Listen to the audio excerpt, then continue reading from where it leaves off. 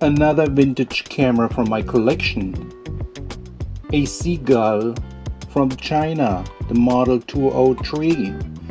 It is an homage to the Agfa Super Isolette because the coupled rangefinder, it couples with the lens inside, and you do have a 3.5 75mm lens, which is S111-2, and you need to cock that and then you're able to expose.